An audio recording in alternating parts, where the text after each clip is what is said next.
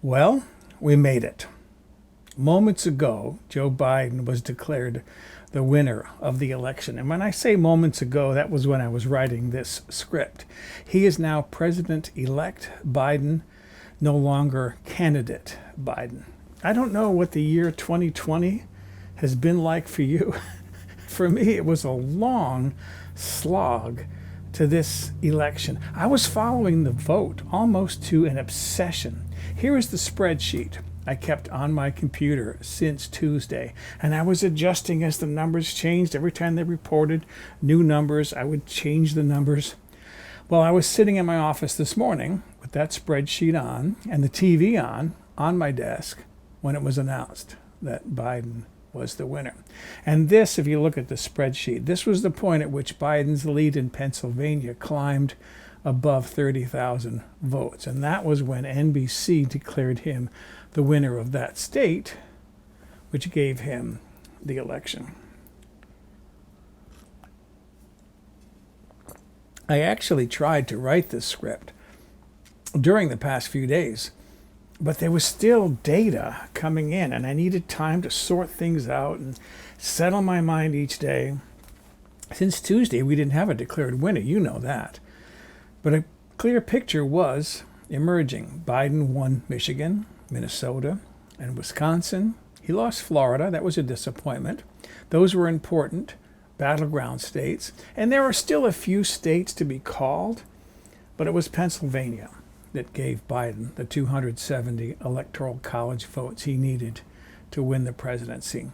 We're still waiting for the final votes to be tabulated, but we can now feel settled that this race has been won or lost.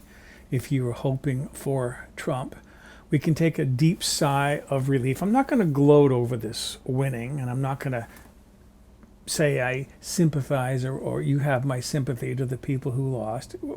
This election was important to everybody, or pretty near everybody in this country. And when it comes to every contest, there can only be one winner.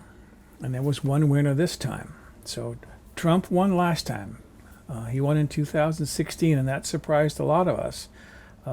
This time, a Democratic win surprised a lot of people. That's how these elections go. So now we have to wait to see how Trump will respond. He's been challenging the process since the votes started to be counted on Tuesday. However, the states kept denying those challenges almost as fast as the lawyers could file them. So I watched NBC, MSNBC, CNN, and Fox on Election Day, all three. I kept switching channels with my remote. I wanted to be fair and hear the reports from both sides. And it's why I read the books that I read.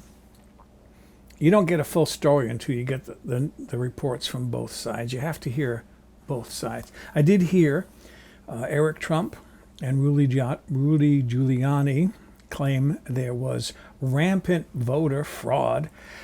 And I got to say, funny that they didn't mention the long lines at polls in predominantly Democratic districts. People waiting for hours, sometimes in the rain, the cold, because many of the polls were closed in those areas to suppress the Democratic vote. What about the efforts to remove polling drop boxes in urban areas where mostly Democrats live? What about the efforts in Texas to shut down the drive-up ballot drop boxes set up to help people to protect themselves, to feel safe from the pandemic? What about the efforts to stop the counting of mail-in absentee ballots, which were mostly submitted by Democrats? Why didn't Eric Trump and Giuliani mention those efforts at voter fraud? And what will they attempt next?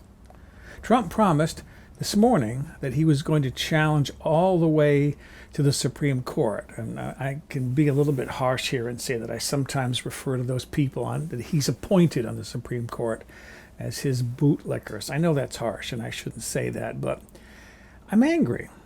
And I feel I have a right to be angry. I love this country, and I don't want it to be ruined by anybody, Democrat or Republican. I love this country. I really do. In fact, before this pandemic, when I was invited to somebody's house for Thanksgiving, and I've been invited again this year, but they've said, we understand if you don't want to come. Most people aren't going to come to Thanksgiving dinner because of the pandemic. But we would go around the table and say what we were thankful for. And my response was almost always the same, that I said, of all the countries in this world where I could have grown up, I grew up in this country, the best nation in the world. I could have been born in Aleppo, in Syria. I could have been born in Southeast Asia. I could have been born in parts of Africa where they suffer serious droughts and what's the word? When they don't have food, famines, right? I could have been born in a lot of places, grown up in a lot of countries, and looked longingly at the United States and how easy they have it in the United States. But I'm thankful that I was born here. I can feel safe here, even though we have our problems. No nation is without problems. But I so love this country, and I'm so thankful that I was born and raised here. I don't want things destroyed. I don't want things made worse. All right? So let's change the subject. All right, let's change the subject. How about talking about the polls? It might be fun to reflect a little. As we all know, the polls were mostly wrong in 2016. The October surprise back then was that of James Comey announcing the reopening of the investigation into Hillary Clinton's emails. That threw a big wrench into the election machinery. It was said that the polls this year would need to be really wrong, more wrong than in 2016 for Trump to emerge as the victor. But this year, the pollsters were trying hard not to make the mistakes they made in 2016. I checked Real Clear Politics website, their electoral college map, regularly to see how the projections were going. They never gave Biden a clear 270, but he was always ahead of Trump. The day before the election, it was odd. The day before the election, their map predicted 216 for Biden, 125 for Trump, and 197 as toss-ups. They shifted things a little bit.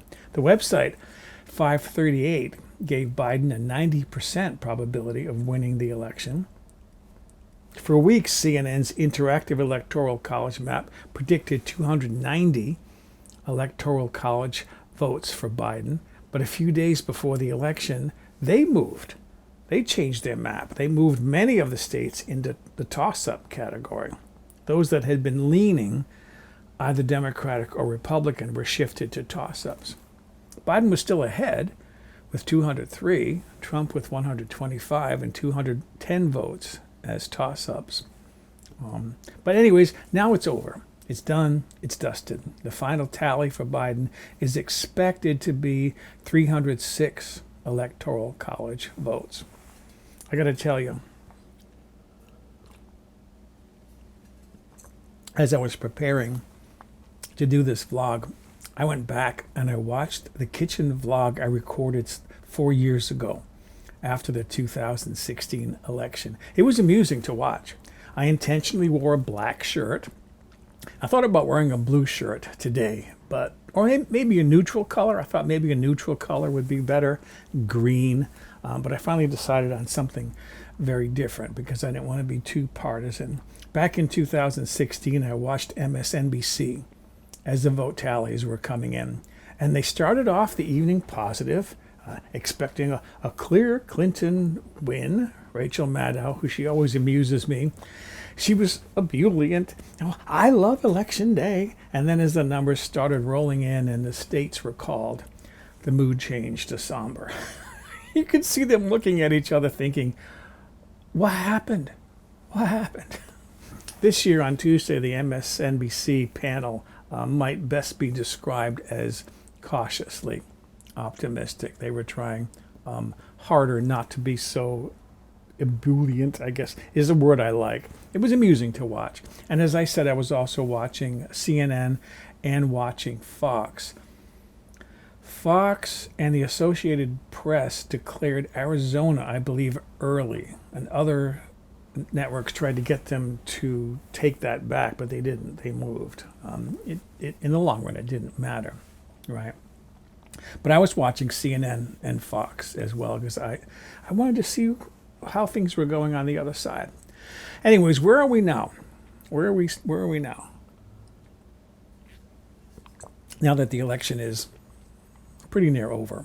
The October surprise this year, if you can place it in October, has been the COVID-19 pandemic. Trump admitted to Bob Woodward in his interviews for the book Rage that the virus would sabotage his campaign. He knew it. He knew it. If I remember, it was worded, Trump said it didn't come from out of the blue, it came from out of China. He knew. And I have to say, neither political party is responsible for this pandemic. You know, you can say with the October surprise, it's going to come from one party or the other. Not this year. Not yet this year. Neither party is accountable for this pandemic.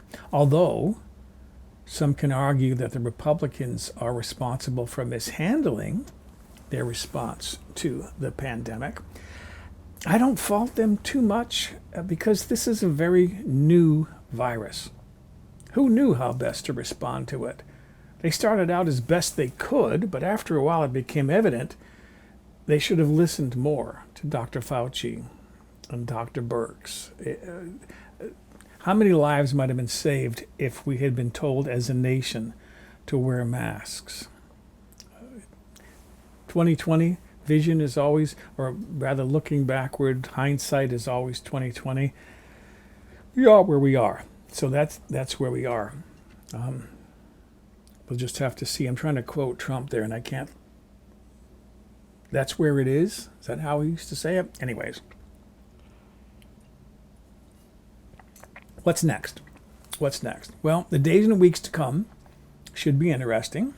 More surprises will come, I'm sure of that. More books will be published. I'm looking forward to reading more of those books. And more news stories will be broadcasted. Trump is not expected to concede the race. No one expects him to be seated at the inauguration. Trump has already announced, he did so this morning, that he will fight the results starting on Monday. And it was reported this morning that he left the White House to go play a round of golf. He was trying to get away from the TVs for a while, get some fresh air, try to relax, because I guess he was scowling quite a bit in the White House as the numbers were coming in. I don't know if he stayed on the golf course after his defeat was announced. I can't imagine he would. Or maybe they didn't tell him. Maybe the Secret Service that was out there on the course with him, maybe they just thought, no, let him play 18 holes of golf and then we'll tell him. If anything, these times are not boring. And I should say, I don't expect Biden to be America's greatest president either. I'm not putting a lot of hope in Biden. I don't think he's going to be a wonderful president. We still don't know the final makeup of the Senate. It'll depend upon that. Is it two? I'm trying to remember. I think 2 Senate races are headed for a runoff. They were too close. If they're like under 50% in that state, then those 2 candidates have to go into a runoff. And I don't know whether it's 1 or 2 seats that are in a runoff category. If the Senate comes up as a tie, then the vice president acts as the tiebreaker. And when you've got a Democratic vice president, you can pretty much count on a tie pretty near always going over to the Democratic side. I can say that I'm relieved that Trump will be leaving the White House. I am relieved for that. There are some things I would like to see changed in the election process because of what we went through again this year. I would like to see, and it wouldn't require an amendment to the Constitution, but I would like to see the president establish a law, either through executive order or through Congress, that says that the election of president and vice president, that federal election, shouldn't be subject to the way the states conduct their elections. Let the states do their thing for their senator, their representative, governor, mayor, dog catcher, whatever.